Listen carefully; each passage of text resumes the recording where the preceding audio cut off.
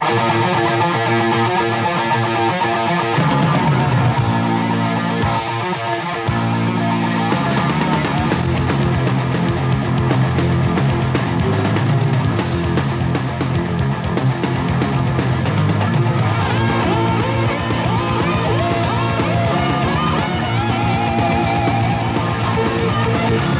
soon as we picked up guitars, we made millions of dollars. All that hard work and shit, that's all crap. Don't listen to that shit. I don't know, all these bands, they all lie about it. Right from the beginning, it was amazing. It was girls and money and drugs. From the first moment we put guitars on, it was incredible. Well, you know, I mean, you obviously do this like for two reasons. You do it for fun because it's the best thing you do, right? And secondly, you do it to make a living, you know. And if you get a raw deal like we've had, I personally speaking, I ended up on a construction site, you know, just doing general labouring, you know, and that's nowhere to go. Yeah, just aim high, right, and don't let anyone put you off, and don't get discouraged, because there's like so many put downs and people are going to laugh at you at first, but you stick with it. You rock and roll, it always comes through in the end. We played over and over. We rehearsed every day, 5, 6, 7 hours, and I had a very strong focus, and I wanted so bad, and I was ready to make everything for it.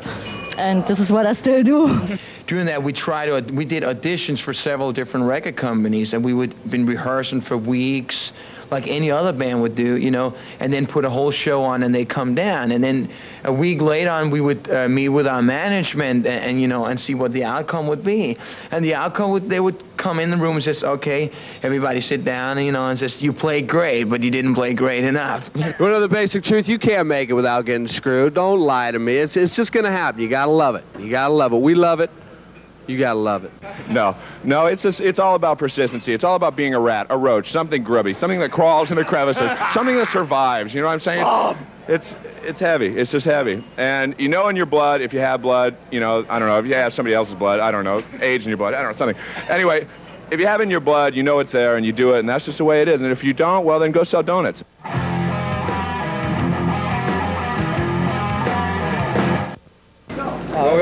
We all got kicked out of high school, and then we had nothing else to do, and it just seemed natural to send many chicks we can get. And I met Tracy at a party where a friend of ours band was playing, and I got a phone call from him the next day because he was putting together the LA Guns. And I said, that was good. I was hitchhiking from the airport, and I got picked up by a van. These guys were in it. They had the singer. They decided to drop the singer off at the next corner, and I've been with the band ever since. Hey guys, talk it out. I know, pass the buck. I wasn't here for this though. From the depths of hell. The group came together just by meeting. You know, we just bumped into each other, and I came out of high school, really. Went to school with a couple of kids, and we jammed together a lot. And it was just a case of deciding one day to call it a band rather than just, you know, hanging out. So one day we just decided to call it Anthrax, and it took about 1.5 years or 2 years almost before we actually had, like, the real band together. We went through a lot of different people. There was a problem with the band. There was like 4 guys in the band who had the same name. I know, you either had like 3 guys named Greg or 5 guys named Dan, or, you know, so there was always 2 guys with the same name, so we knew the band wouldn't be right until everyone had their own name. I met Killboy here in high school. Summer school. Summer school even, because we were flunkies. And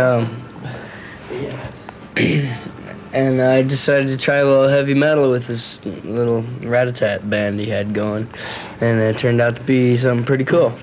Well, I was like 11 or 12. My mom bought me a Kmart special 99, 94, $19.95 guitar. It was killer.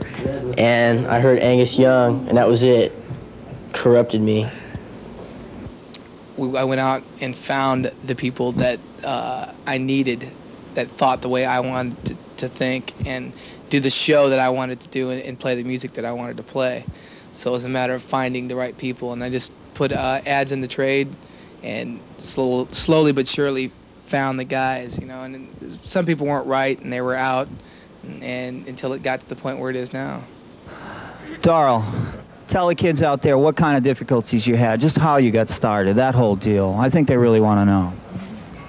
When we really started, it was really a problem to find a room, and it was so expensive, and then to get a good show, which costs a lot, and then to get all the amplifiers and so on, and all the boxes. This was really, and so you must have somebody who's believing in you and who gives you the money, and then we played over and over. We rehearsed every day, 5, 6, 7 hours, and I had a very strong focus, and I wanted so bad, and I was ready to make everything for it, and this is what I still do. How important do you think it is to take care of the basics first? Well, you got to have the basics. I mean, when you're in the clubs, you're playing every night, you learn about your equipment, your stage attitude, your moves, how to relate to people, how to talk to people. You meet a lot of people. We just wanted to play really bad, and I mean, I was in bands before this, but it was just nothing serious. So these guys were serious, and we were writing original material, and that was the most important thing, just to get your songs out. We didn't do any cover material at all. Well, it was all original at the beginning, and we just started playing out as the band we are now. We started playing out around New York, a few select places, and at that time there was a lot of that copy bands around. You know, it wasn't all original like now. It's really hard. You have to be totally all original to even play out. And since you asked about like not playing copy songs, that he didn't really answer that. But for example, you gotta play copy songs. I was fortunate that when I joined up with Vita, we didn't have to, because we decided to come out also with the whole record deal and everything as a non-copy band right away, and we felt, I mean, I paid my dues in Europe playing copies for years. You gotta do that just to play the gig. You cannot come out and play originals as your first gig, because it takes a little time until somebody starts, you know, recognizing your songs and stuff like that. You know, you play some copies, you don't play half and half. You cannot come out and as a totally original band and survive, and especially today when the club scene is not what it used to be. I don't think there's a set formula that one follows in setting up a band. I think what you have to do is first believe in yourselves and in your own music. And that's the key. You're writing these songs, you're writing the music, it's got to come from the heart. You can't say all of a sudden, Metallica's successful, I'm going to write Metallica songs. Guns N' Roses is successful, now I'll write Guns N' Roses songs. You have to develop your own style of music. And depending on your age and when you're starting from, you'll usually start as a cover band, playing other people's material until you develop your own writing skills and become more aware of your own musical instincts. The best approach I would suggest to a young band that's starting out is, once again, to initially try to define what the band's about. Develop some type of image for the band. Try to get yourself some type of press kit together. Play here, play there. Develop a certain local following. I think the best band's image is something that comes naturally. Like Richard said, let it come naturally. If you guys are into jeans and T-shirts as your life, it might not be a bad idea to get up there and just wear your street clothes. If you're into the glammy thing, I mean, it depends what you want to do. There's a lot of people that look and act exactly the same in metal. And that's only because of one guy who would start the whole thing and it would run down. But that's a stupid mistake for a lot of bands who don't do it well. And you end up being a mockery of another band, and you end up going nowhere because you don't have your own identity, which I think is really important. You have to really go after your own identity, no matter who you're influenced by. Yeah, don't copy other people, man. Yeah, wait. Don't be Kingdom Come. Yeah, don't pretend you're Led Zeppelin. Whatever you do, don't try and sound like Led Zeppelin. It's a big mistake. Yes. Or Aerosmith. Or Aerosmith. You can play all the... Be as original as you can be without thinking about it, you know. Don't think about rock and roll too much. Rock and roll doesn't need too much thought. Well, I find the image of a band very important. Now, I've gotten demo tapes that are just a cassette without even a box to hold them in, and a piece of paper that I've listened to, and I've said, oh my gosh, I love this band more than anything I've ever heard before, and I've got to have them. And I've gotten incredible press kits with beautiful photographs of the band, and I looked at them and I said, gosh, these are real professional guys. They look great. I can just see them on the cover of Circus Magazine tomorrow. It's wonderful. Either way, it works.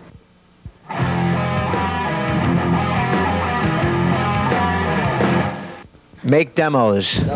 When you make a demo tape, a lot of people worry about quality of a demo tape. You don't have to, I think, your first demo, I don't know if you agree with me on this, but your first demo really, don't worry about quality as much as let's say, the feel of the music, because a good A&R person will listen to a demo tape, and they can hear if this band sounds really good, but they're just playing under shitty circumstances because they don't have the money, they don't have the facilities, and they don't have the time. Make demos. You want to have the band as tight as possible so that you don't waste any money or time in the studio because you're probably working on a limited budget.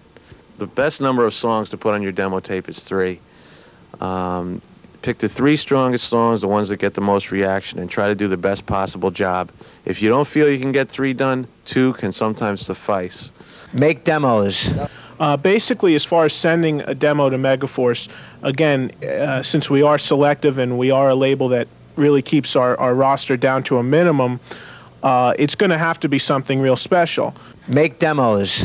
If you've got demos and stuff like that you want to approach a record company with, don't do it until they're good, because, you know, a lot of these A&R guys, they have, I mean, if you go into an A&R guy's office, and you've done this plenty of times, there's a million cassettes sitting on their desk. I mean, millions of them.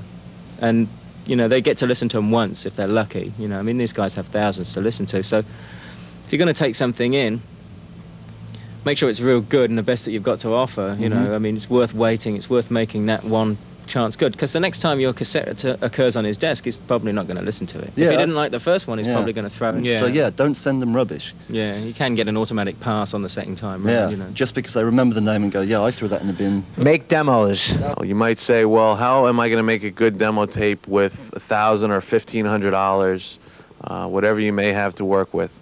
Well, it's entirely possible. The way to do it is by having very strong material and getting someone professional from whatever town you're in, or someone that you know that's able to help you in the studio, especially if it's your first time in there. You're going to need someone that you can trust, that you know can get some good sounds for you. Now, this could be a local engineer from the studio that you're working in. It could be someone that you know that operates a soundboard in a live situation.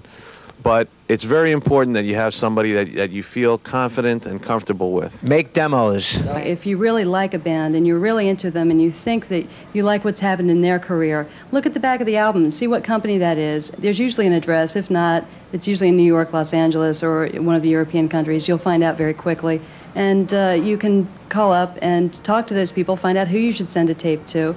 And that's one way. And I think it's a good way. Make demos, and hopefully someone, yeah, did I say that already? And just give them out. Excuse me? Make demos. Self-finance. Self-finance.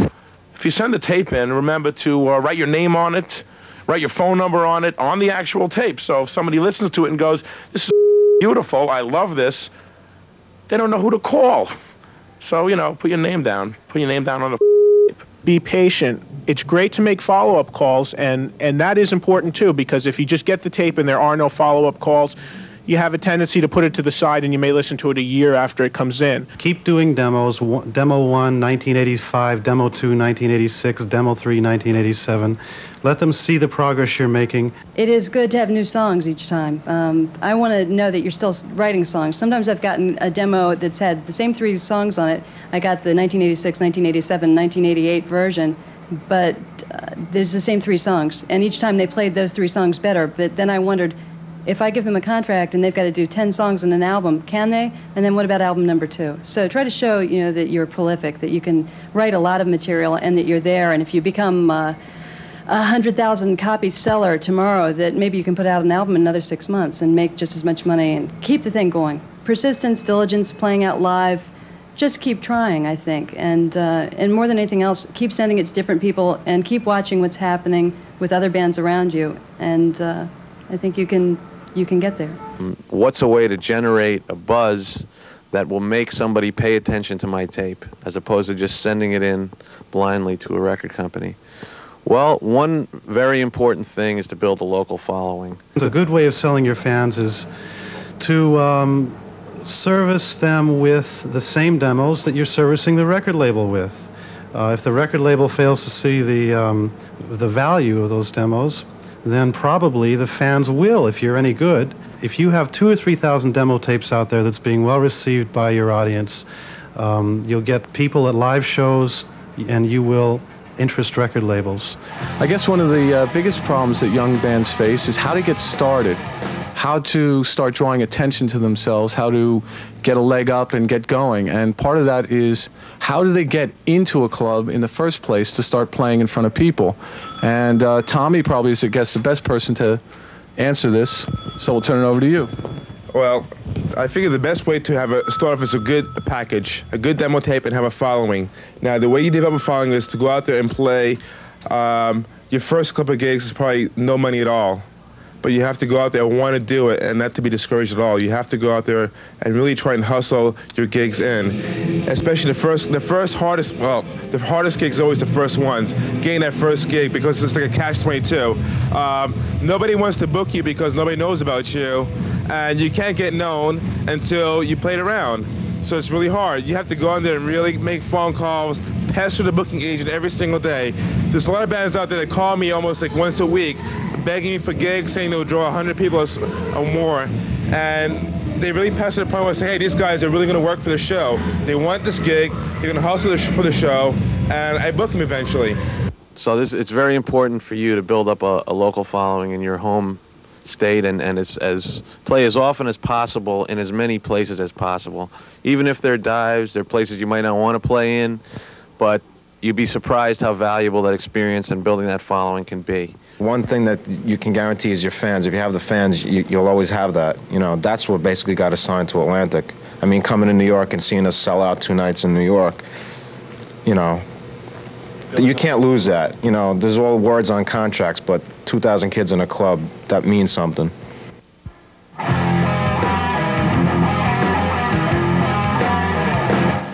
When you're 17 and you're starting that band and you're walking around in your gear, you're determined to tell the world that you're in a band. And it's, again, a lot of these bands, when the one thing that always amuses me is the credits on a heavy metal band's first album. They're usually longer than the lyrics, because these people feel like they're telling their life story in front of it here.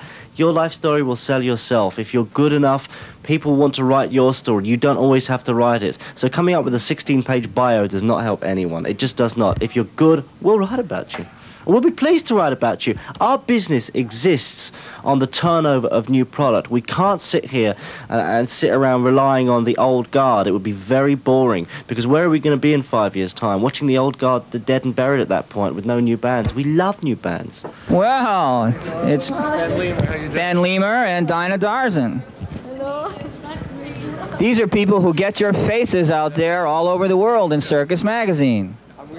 So what do you do as someone and you, Ben, as well, do in Circus Magazine? How do you get in on the whole picture? How do you make it happen? No pun intended. Okay, I think you got to kind of start small. Like, if you start out asking for a feature, it's never going to happen, but if you send us in tour listings or something, it might. Or if you send us in an indie record, that will help. And if you're very persistent and don't get upset about the fact that we ignore you for a while and just keep going and keep plugging and keep plugging, you know, like, people will make it. Like, currently, I'd say, like, Megadeth and Guns N' Roses are 2 bands that started on an underground level that are now getting covered pretty frequently. Ben, do you want to add something to that? Yeah, Dinah's definitely right. Persistence, without a doubt, pays off in heavy metal. No question about it. The people who keep going, sooner or later, if they're good, they're going to break through.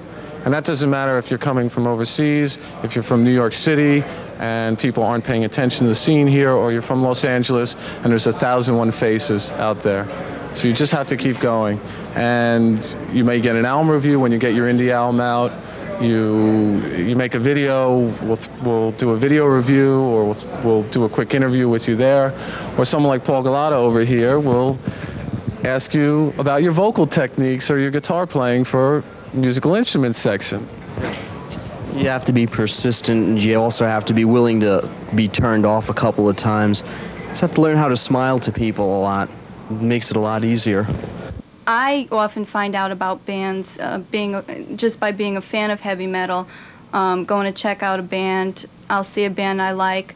You read the fanzines as well. I mean, you got to read the fanzines as well to pick up on on what's out there. And that is a good point, because if you read the fanzines, if bands understand, you might not be able to get Linda on the phone as a journalist, you might not be able to, as a band, you might not be able to call up and say, Linda, give us a story, because she's dealing with a load of things, I'm dealing with a load of things, but we read what's going out there. We read the fanzines. So it's important for a new band that's looking for press to turn around and take advantage of the fanzines, because if there's a good buzz going on the fanzines and there's a good buzz going throughout the industry, and if Ozzy's saying this is a good group, and if there's a buzz in the fanzines, we'll get to know about it. So the result is don't rely on your publicist. Take things into your own hands. It is your career. Get involved in the business. Don't just go out and play the rock star role. Have your manager get in contact with us. Send us a copy of the tape. Write us a letter. Do a follow-up call. Very recently, a band from the New York area called up and said, we need some contacts. They were a young hard rock band, and they said, we'd love some contacts. Really try and help us out with this tape. Can you suggest some people we send it to? So I said, send it to me, because if I like it, I'll help pass it on to some people. Now, at that point, I got the tape, and I didn't like it. And I thought to myself, like, well, actually, musically, these kids have got something there, but I didn't really like that tape. So I turned around, and when the kid rang up again, I turned around to him and said, well, I'll be really honest with you, I didn't like it that much. But I'm not saying that my opinion is the one that it all ends there. What I'm saying at that point is, I don't think that you should go to a record company at this stage with a tape like this, because I know what the record companies are like, and I think your chances are you'll get in there and get kicked out the door. Do another one. Keep doing another one. Now, you could spend the rest of your life having someone like me saying, do another one, but I don't necessarily think you want to do that. But you have to understand that you have one shot.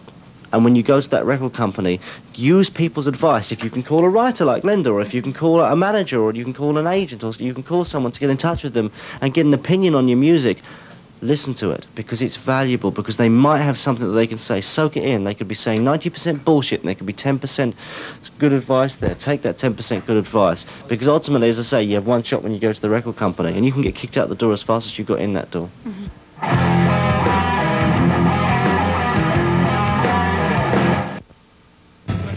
Do you guys think merchandising is real important, and why? First of all, it makes money. Second of all, it promotes whether the club or the band or whatever. And it's an income. Ask any concert promoter. The more hassles about the T-shirt concession than anything else. Merchandising is real important for a young band. Say you're a young band, you're going out on tour, you're not getting paid much money, you're getting a few $100s here and there, you got to rent a van, got to rent equipment, got to maybe sleep in the van a few nights a week. Find somebody who prints T-shirts up, sell the shirts cheap, sell a lot of them, you'll be able to eat. I know a lot of young bands who have survived basically on selling shirts. This is before you get into merchandise companies who really take care of business the right way. Bring a friend out on the road with you. He drives sometimes. He sells T-shirts. The money you make from that will give you gas money and food money and stuff to get home. And that's real important. It's real important to eat out on the road. It helps. Well, for all you young bands out there, merchandising is basically a way of telling the people who you are. It's giving you an identity. It's putting your image, your logo, the likeness of your band on a T-shirt and marketing it. You could use posters, hats, buttons, anything that you could print your name or logo on, or a likeness of yourself or image of your band. And it's a way not only of generating income, it's a way of publicizing yourself. You'll see kids walking around in every rock concert wearing another band's name and logo. If it's your T-shirt out there as well, kids will see it. When you're playing in a facility, whether you're the opening act or the headliner, the most important thing is you want to get your T-shirts displayed. So those 19,000 kids or 15,000 kids, or if you're playing a club, those 500 kids, when they walk out, they see your name up there. They see the poster there, they know who you are, and they know what you're about. You'll see metal bands in here with T-shirt stands, with sweatshirts, and there's some local band and they've got World Tour on their T-shirt, you know? So they are, more than any other musical force, metal bands are aware of promotion. You'll see a band's name on a T-shirt. If the T-shirt and logo looks good, people say, wow, that looks like a great band. Even though they never heard the band, this is a T-shirt. The T-shirt's great, so they want to go out and immediately buy the T-shirt. And therefore, their friends see the T-shirt, and it's like a disease. It just spreads. In most cases, as far as coming up for a design, most bands that I know And every band I've ever seen has some type of way of writing their name, whether it's just scribbling it on a piece of paper or having a friend who's in art school who's a little bit more creative artistically than you, able to draw you a logo, which is an artistic representation of your name. From there, you could go to a local printer, look up in your Yellow Pages T-shirts, under T-shirts, and you'll see a thing that says printing. And you go down there with your little scrap of paper with your name on it and your logo, and you'll give it to this person at the printing shop, and they'll generally charge you probably between $4 and $5 a shirt. And if you're lucky enough, you get a couple of dozen made up. In the next club you go to play, you sell them for, $10, and you'll make yourself $4 or $5 a shirt. And more than that, you'll gain yourself a lot of recognition when other people see kids wearing it. When you design a logo, you have something that looks really cool and you like. Think of the logo when it ultimately comes out on a record in the store and somebody looks by the record rack. Can they read your logo? Is it so cool and so amazing that it's so unreadable that you have no clue what the band's name is? That's really important. Also, I want to point out one good thing about a logo, and that's the color here. Wait, overkill, right? This is proven. This is proven that that color is probably the most visible color in the world, and you could see an overkill shirt at 1,000 paces, I think. So think about these things. Think about like being able to read it at far distances.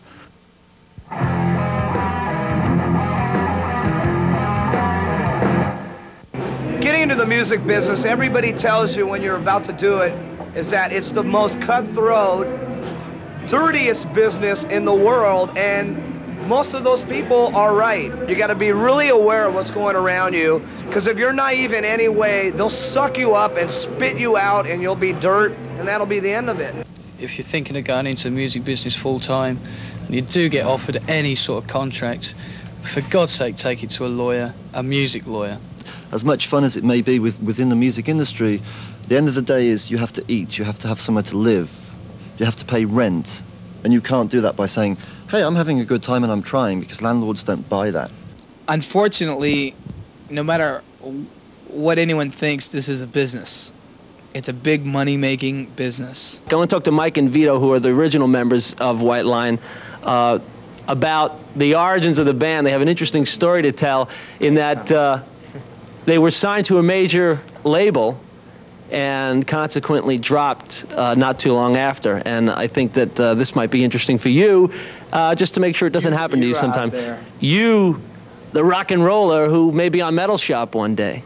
Exactly, man. So Vito, why don't you start the ball rolling? What exactly happened with the record label? We can't mention them, or we may get sued. Okay, no, we can't mention them.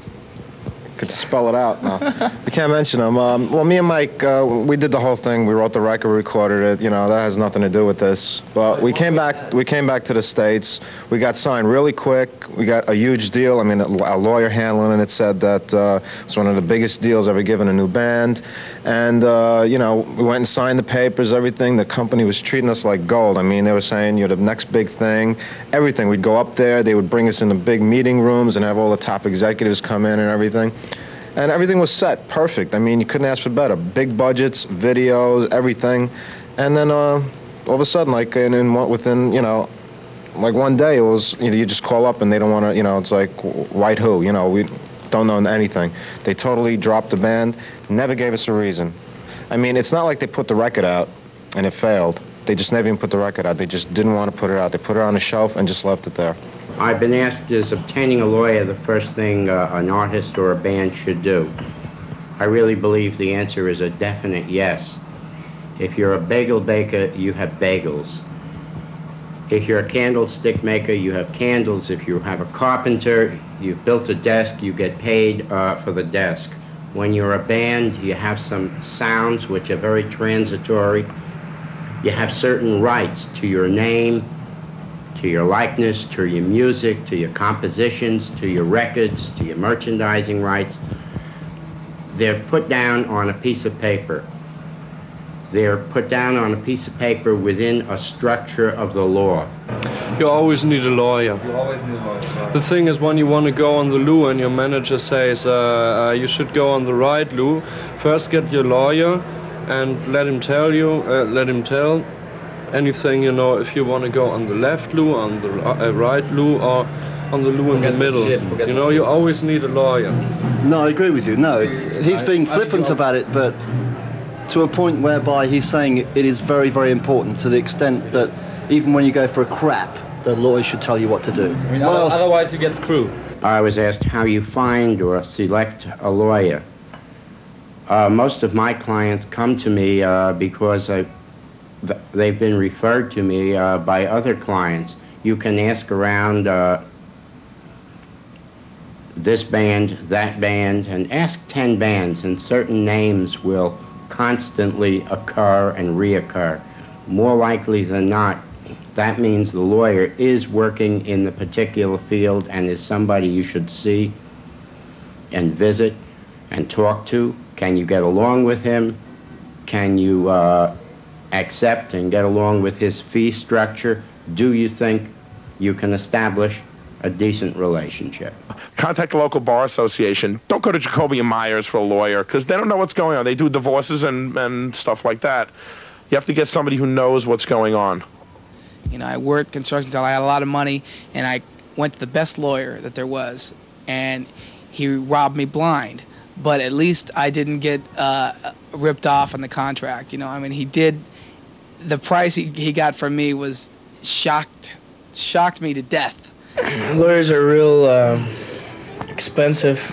Well, seems like they're not doing enough for their money, but I don't know. It's hard to get anywhere in business without one. So. Because we're not that smart, you know. So. Well, it isn't. He isn't. But we gotta hire smart people so that we can be smart, you know. He can tell you the structure of the business. He possibly can copyright your songs and records or tell you how to do it yourself. When you're a band, you're a partnership. Perhaps you should have a partnership agreement. Perhaps you should trademark your name. Perhaps the partnership agreement should say the name is owned by these individuals, and if one of them leaves, he doesn't have a claim to the name. The remaining members retain the name. We all know the stories of the millions of bands going around called the Coasters, the Mills Brothers, and I can go on ad infinitum. One of the key assets of any band is the name. The lawyer can tell you about the contracts that you may enter into with a record company, with a music publishing company, with a producer. He can give you, if he's in the business, he can add to everything I've said and give you some advice as to selecting a manager, selecting a record company, a merchandising company, a booking agent. It is very, very important that you have a lawyer as well as a manager to negotiate all your business affairs. If a manager or a lawyer is shopping your tape, it holds a bit more clout and a bit more weight than if it's the guitar player or the drummer. It's considered at a different level, I think. Although a lot of those bands that don't have that yet, manager or lawyer, if there's label interest, that'll come real quickly. Our lawyer actually got us our... A lot of liars, yeah. A lot of liars. Many liars out there, people bullshit and stuff. Yeah, we have a liar, and he got us our record deal.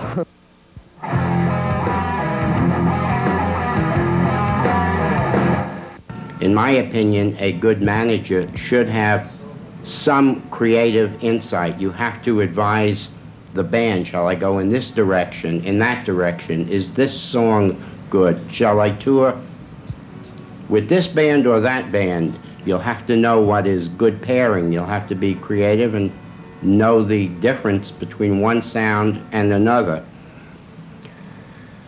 The manager works on a day-to-day basis with the band. There's constant counseling. It's 25 hours a day.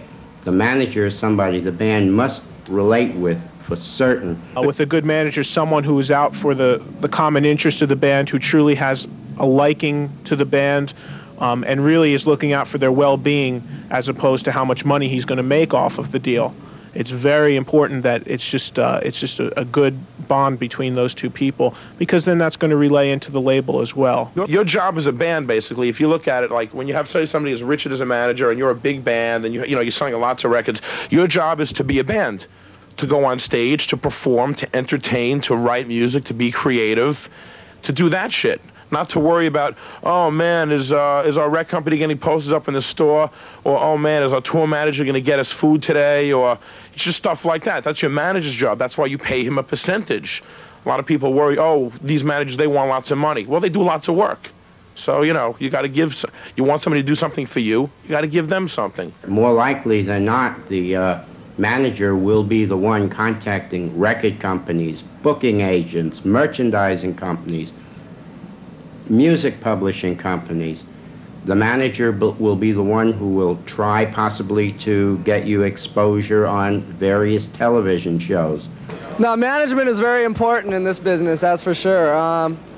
We've gotten very far because of our management. You know, you can't do it on your own, you know. You got to make sure the manager is not a nice guy. You need an evil, deceiving son of a bitch of a manager to really get you over. You know, in most instances they say, well, we need a manager because we want to get organized, but for me that's not good enough. I mean, I tell them when I meet with them, A, I'm not going to be your bank, I'm not going to support you, that's not what I'm here for. In many cases, that's what a young band needs, and usually in that case they should go to their parents and ask them for money. It's always been my opinion that the only time a band seriously needs a manager is when it comes to the point where they're ready to negotiate a record deal or feel they're ready to attempt to try to get a record deal. I get hundreds of tapes a week with all these people sending in things, I want a record deal, I want a record deal, I need a manager. But they don't have the first instinct even to realize that their career is just beginning, and for them to sign up for a management now, there's nothing basically I could do for them that they couldn't do for themselves. They need to do the initial groundwork to develop themselves to a certain point before I could take over and be effective. Once you get real serious about it and it looks like you're going to be signed with the label, I think it's vital you get a good manager and a good lawyer. We went a long time, about as long as you could go without a manager, and I just basically did all the work. And that we needed someone to crack in the business for us, someone who could make the connections and work for us. And so it was a matter of going through a lot of different people to find out what they thought of certain people that wanted us or wanted to manage us. Actually, it's better if management finds you. It's not a good idea to go chasing people in the business because, you know, if it's meant to be, they'll find you, they'll come to you. Take it on the road. Yeah, you know, just go out and play as much as you can, you know. The more you're out in public and people see you, a better chance you have of people being interested, you know. We didn't look for one. He just kind of showed up and said, hi, I'm your manager. Kind of. He like took over. Shyster managers you should avoid, because we've been approached a lot of times by guys who are, you know, to say right out of the Pink Floyd song, you know, I have a, you know, he's got a cigar, he's ready to take you and make you a star and the whole bit. We had this kind of acting manager, we called him Merlin the Magician, and and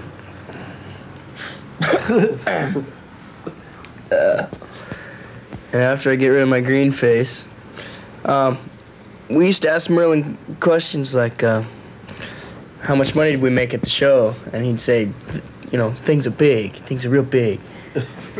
We said, well, you know, how much money, like in dollars, did we make?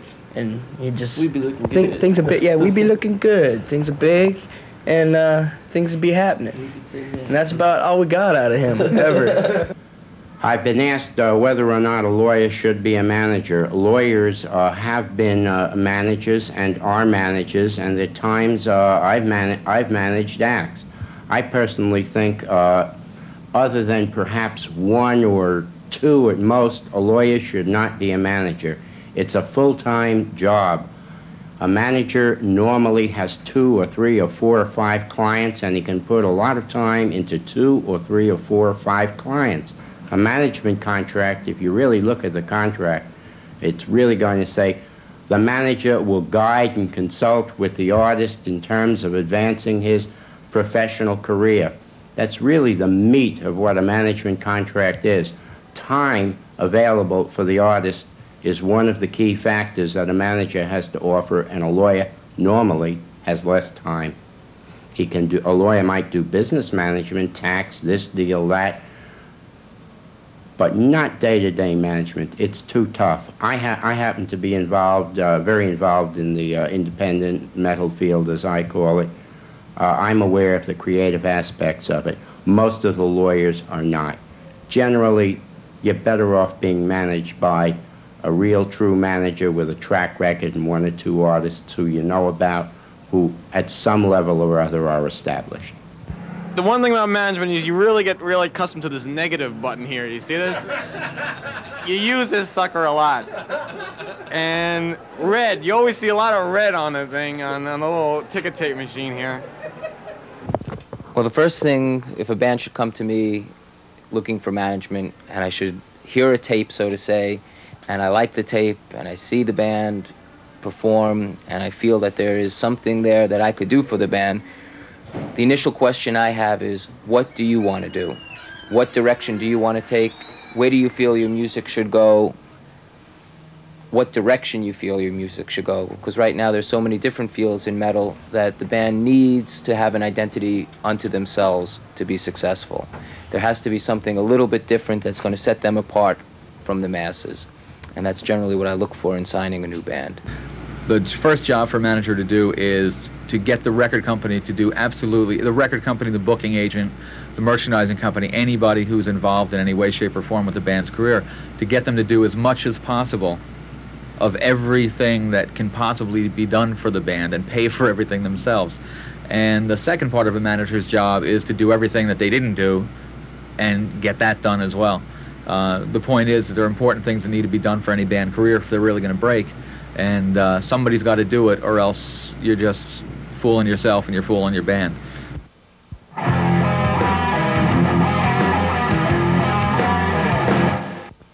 Firstly, a very common misconception amongst musicians, especially with me when I was starting, is I didn't really know what the hell a producer was. I used to see names on the record being credited as a producer, but I was never really sure exactly what the role was. So that's going to be my first question, Bo, if you don't mind. What exactly is a producer?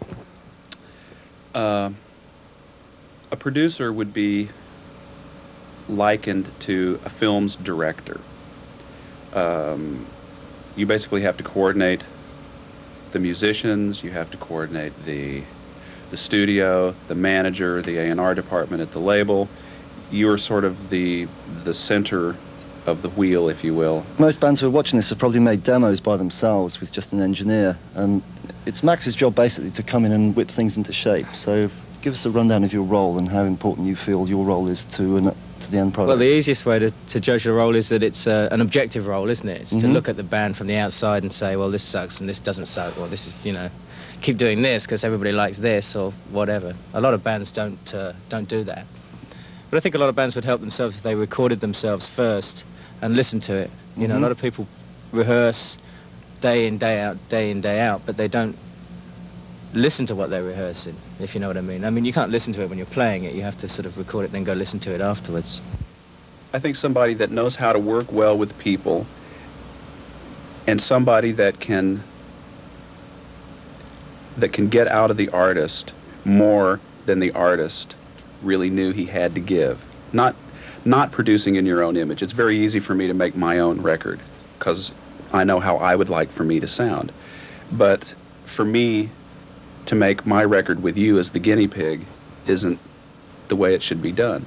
My idea would be to sort of get inside of your head and help you achieve and realize what it is that you want to achieve and realize as an artist, and use my expertise and my experience to help you do that.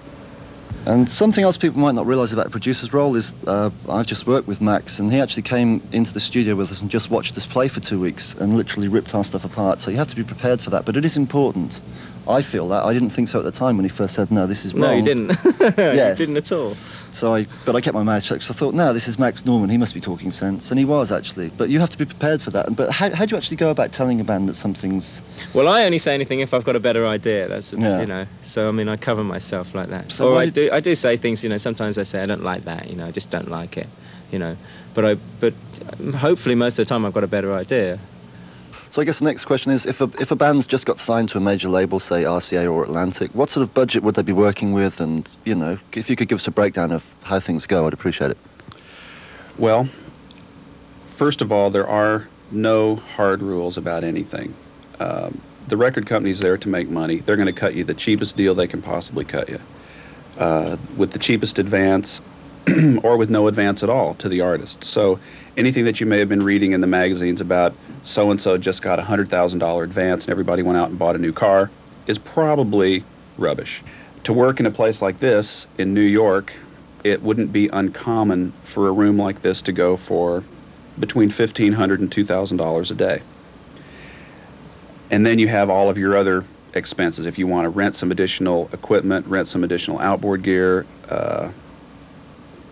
those type of things all chip away at the stone. So it's very, very easy, unless you're very budget conscious and you can really cut some hellacious deals, to find yourself in that $2,000 a day bottom line figure for making a record.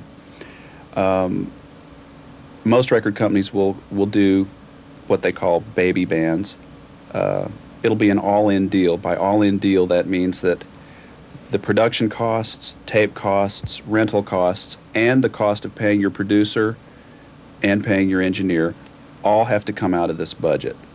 I think also to be the objective eye for the band is essential, because when you're in the heat of production, you need an overview. And when the band is in there, they're far too subjective to be able to look over the thing. So that's what a producer, I feel, really is best for, besides contracting and making sure everything runs smoothly. I would like to volunteer one message, though, to anybody looking for a producer or looking for management. Look for someone that you like and that you can stand to be around. Because you may want somebody who's a big manager or a big deal. It means nothing. Because when you're on the outside, you want to be famous. You want to get there. So you'll go with anybody, and you'll put up with this idiosyncrasy, and you'll put up with that kind of rudeness. But 1 year into the deal, you're miserable. Remember, music is this big, life is that big, you know? So make sure your life feels good, otherwise your music will not.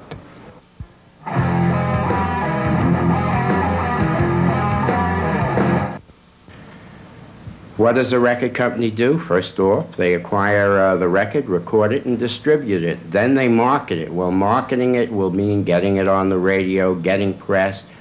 Perhaps if the band can tour, but they don't quite have enough money to tour because they're getting $500 a night and it costs $600 a day to stay on the road, the record company will give them tour support. How good is a record company, and how do you know which record company to go to? Well, certainly one of the ways to know is by sales and how much royalties they pay you. Another way to know how good a record company is look at Billboard. Which record companies are on the charts? A band should select a label based upon the label's performance, and only on the label's performance.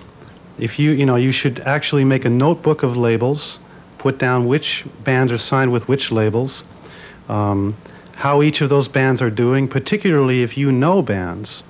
Then you should ask your friends in those bands about how their labels are performing. If the records are selling well, what the sales levels are, what their commitment to touring is, what kind of press they've produced for the bands, and many other factors. You know, labels, bands aren't the only things that have to perform. Labels have to perform. If labels are not performing, then you'll find out about it. Your friends will tell you, and just steer clear of those labels. As far as protection for a band and getting a deal, there's always good deals and bad deals. If you have no options, though, my philosophy as a manager has always been to be in the game, you have to have a record out. So if you have no alternatives, whatever the deal is, within reason, I would take the deal. Because once you start becoming more successful, there's always, renegotiating, so to say. If a band can come into a label, I think, with really strong management, a really strong self-image, they're going to project that to the people that promote them, and probably have a much safer time, because the company in turn will say, this is something we can really get behind, and they'll work for that act. And usually the combined effort of the record company and the rock band, the partnership therein is what will make a #1 act. We're very selective, and we will not sign a band unless we feel we can give it 110%. We're not going to take a band, even if we love it, if we feel we can't work it, we're not going to take the project on because it's not fair to the artist, it's not fair to anyone involved? Well, a brief overview is there are what you would call, quote, the independent labels, which are not affiliated with the majors being, you know, CBS, Warner Brothers, Atlantic, RCA, et cetera, et cetera. Those labels basically have smaller staffs and can work more closely in developing a new artist initially. They don't have as much money to spend, but they do have the time to spend on an artist. And they act more right now as a farm system for the majors. Once you can prove yourself on an independent level and sell enough records, you will gain the recognition of a major, and they'll come to see you and they'll be more interested and more inclined to sign you.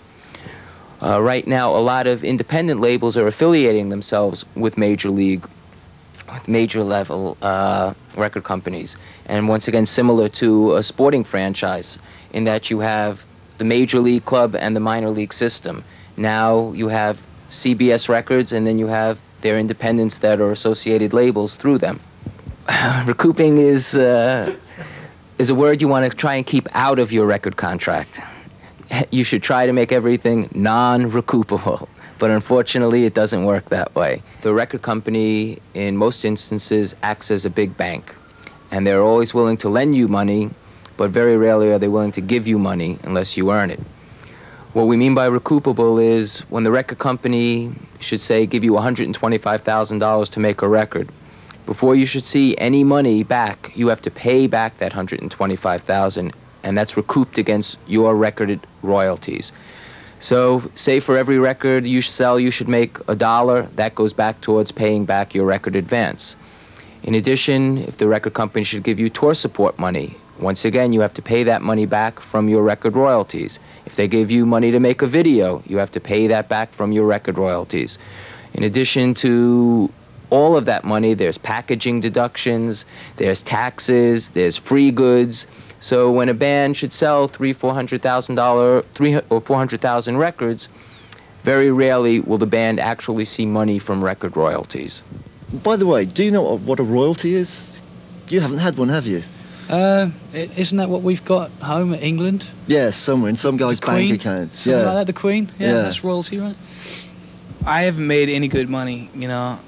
When I get, once a year I get a check for, you know, like maybe at the most $5,000, you know. That's not enough to live. You know, you're not going to make money in this business until you really break wide open. This is the classic advice. Can we say it on 3? 1, 2, 3. Keep your day job. We're not insulting your intelligence, your ability, your talent. You know, we're not saying that you won't make it. We're just saying that, hey, the odds are really tough. And unless you got your parents that you could sleep at their house all the time and let them give you money and not have to worry about ever paying bills. If you have that, that's great. Don't get a job. Hang out, sponge, that's beautiful. But, you know, if you got to pay rent, keep a day job, work.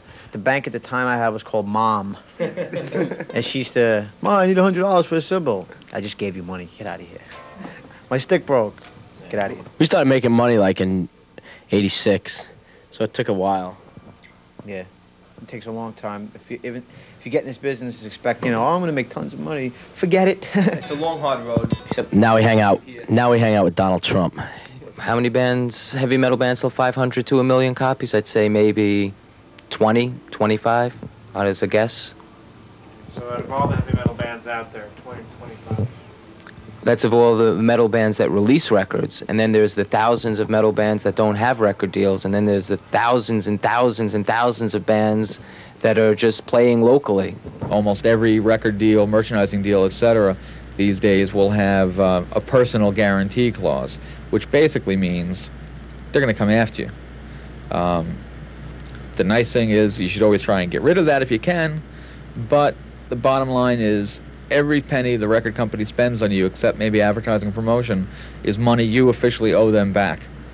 And they're taking a big risk, putting the record out, expending the cost of the jacket, the cost of manufacturing, the cost of their overhead, all that stuff. So there is some validity to it. So you have to just be careful. Don't go spending your advance and thinking that you're going to be seeing money every time a record sells in a store. You may not see money for 2 years. So just watch yourself and don't overdo it. You've got to be willing to take a big camel poker 3 times a week, except on Tuesdays, and you get a goat then, or a llama if you choose. No. You gotta be able to survive by eating once a day, you know, and just living on no money and just dealing with what you got. Just have fun and just live with it, man. Just groove. Just work your hardest. Don't give up. Have a lot of fun, and that's what it's all about. What's the question again? Breaking into the industry. Breaking into the industry. I don't know how to do it. I couldn't tell you. We haven't done it yet. Yeah, we're still working on it. Get back to me in about maybe a year or 2. Quite seriously, though, we all know what it is. Stick with what you believe in. You deviate from that form, and you're just gonna be a follower. There are 2 sorts of people in this world: followers and leaders. Be a leader. Just play what you feel and totally stick with it. Do thick and thin. Yeah, don't give up. We've seen a lot of bands give up for little bitty things. You know, we've been through. They see these new trends and shit coming in, and they start, well, that's where the money's at, you know. We'll just start playing a little bit of Pose or whatever, and they just lose it. Then pretty soon they're hated, you know, by their following, the original following, like in their hometown. Then they're out of there. They can't do shit.